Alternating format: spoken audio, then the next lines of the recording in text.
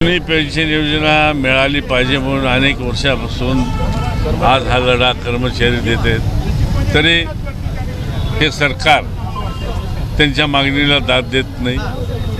आमच्या नेते राहुल गांधी यांनी आपल्या जाहीरनाम्यात सुद्धा ही जुनी पेन्शन योजना लागू करण्याच्या संदर्भात मागच्या लोकसभेच्या निवडणुकीच्या निमित्तानं जाहीरनाम्यामध्ये दिली। योगायोगानं आज आमचं सरकार आलं नाही।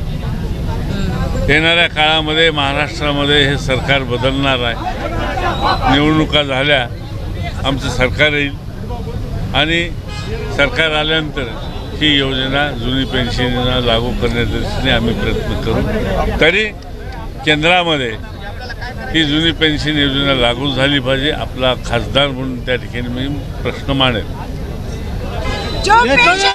जुनी पेन्शन या विषयावर मी बोलणार आहे, कारण आम्हाला फक्त आमच्या हक्काची पेन्शन हवी आहे आणि ती तुम्ही आम्हाला द्यायलाच पाहिजे। मुख्यमंत्री साहेब, आम्ही सुद्धा नागपूरचे आहे, तुम्ही आम्हाला कधी भेटले नाही, कधी दिसले नाही। फक्त जेव्हा निवडणूक आली त्यावेळेस तुम्ही आमच्या दारात येता, आमचे हातपाय जोडता आणि म्हणता की आम्हाला मतं द्या। तर आम्ही म्हणतो ठीक आहे, तुम्ही आम्हाला मतं दिले तर आम्ही तुमचे सगळे कामं करणार। आणि जेव्हा वेळ आली सर, तेव्हा तुम्ही आमची पेन्शनसुद्धा आमच्यापासून हिरावून घेतली। हे बरोबर नाही आहे। तुम्ही आम्हाला आमची हक्काची पेन्शन द्यायलाच पाहिजे आणि आम्ही काही भीक मागत नाही। जे आम्ही इतके वर्ष कामं केलेली आहेत ते आम्हाला हक्काची पेन्शन पाहिजे।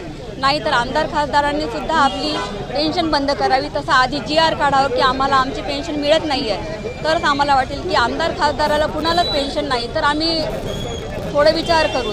नाहीतर आम्हाला लाडकी बहीण योजना नको, लाडका भाऊ योजना नको, आम्हाला हक्काची आमच्या नवऱ्याची पेन्शन पाहिजे। आम्हाला स्वतः केलेलं काम त्याची पेन्शन हवी। आम्हाला तुमचे चॉकलेट नको, आम्हाला वरण भात भाजी पोळीच गोड आहे। आम्हाला एकच मिशन जुनी पेन्शन ही आम्ही लढत राहू आणि शेवटपर्यंत लढत राहू। तुम्हाला वाटेल की जर ते शांत बसले, आम्ही शांत बसणार नाही। आम्ही नागपूरला सुद्धा येऊ शकतो आणि दिल्लीपर्यंत सुद्धा जाऊ शकतो। आम्ही उपोषण करणार नाही, तुम्हाला उपोषण आमच्यासाठी करावे लागेल आणि तुम्हाला म्हणावं लागेल की नाही बाबा, आम्ही तुमची पेन्शन देणार आणि देणारच आणि तुम्हाला द्यावंच लागेल ती पेन्शन। कारण आम्ही तुम्हाला भीक मागत नाही, भीक तुम्ही मागता। भीक तुम्ही जेव्हा मतदान असते तेव्हा तुम्ही आमच्या दारापर्यंत भीक मागायला येता। आम्ही तुमच्या दारापर्यंत कधीच आलो नाही। आज तुम्ही नागपूरचे देवेंद्र फडणवीस, तुम्ही नागपूरला असून आम्हाला काही तुमचं तोंड दिसलं नाही सर। मी पण नागपूरची आहे, पण जेव्हा मतदान असलं तेव्हा तुम्ही बरोबर म्हणता, बरोबर गाडीत फिरता। आम्ही पायी फिरतो, तुम्ही गाडीमधून खूप हात दाखवता आणि खूप इकडे हे करता आणि छान मजेत फिरता। आम्ही पायी येऊन तुम्हाला बघायला हे करतो आणि ज्या दिवशी मतदान संपलं तर त्या दिवशीपासून तुम्ही कुठे लपता तर आम्हाला दिसत नाही। दिल्लीत काय, नागपुरात सुद्धा तुम्ही दिसत नाही। आजपर्यंत मी नागपुरात देवेंद्र फडणवीसला पाहिलं नाही, जेव्हा तुम्ही नागपूरची, माझा जन्म नागपूरचा आहे, पण देवेंद्र फडणवीस फक्त मुख्यमंत्री आहे एवढंच मला माहिती आहे। बाकी देवेंद्र फडणवीस बाकी काय आहे हे आम्ही कधीच बघितलेलं नाही, त्याला नजरेने सुद्धा बघितलं नाही। हे काय आहे? तुम्हाला वाटतं तर नारी बसून जाईल, आम्ही बसणार नाही, आम्ही उपोषण करणार नाही, आम्ही मरणार नाही। कारण आम्ही मेलो तर आमचे मुलं बाळांना कोण पोसणार?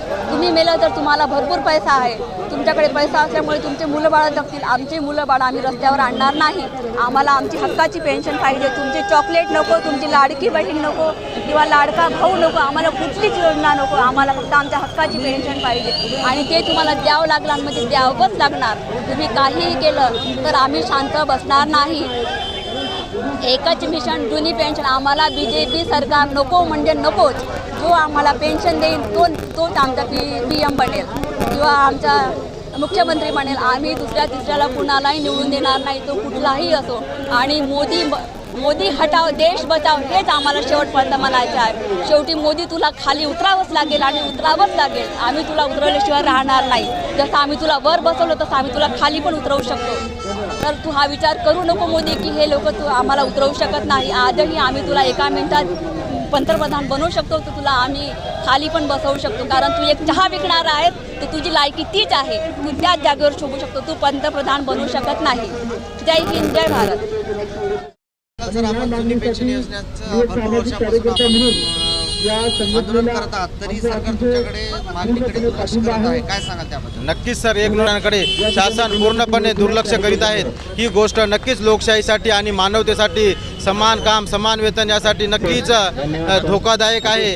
त्यामुळं आज संपूर्ण महाराष्ट्रभर आतापर्यंत संघटनेच्या वतीनं विविध आंदोलनं केल्याचं आपल्याला पाहायला मिळते. मुंडन मोर्चा आहे, लाखोच्या संख्येने मोर्चे काढलेले आहेत. आता शेवटचा पर्याय म्हणून महाराष्ट्रातील सर्व विभागाचे कर्मचारी मोठ्या प्रमाणात वोट फॉर OPS म्हणजे जो देईल पेन्शन त्यालाच आम्ही देऊ मतदान, वोट फॉर OPS अशा प्रकारची योजना राबवणार आहेत. आणि आम्ही आमच्या कुटुंबाचं, आमच्या परिवाराचं, आमच्या मित्रमंडळीचं देखील मतदान सरकारविरोधी नक्कीच करू.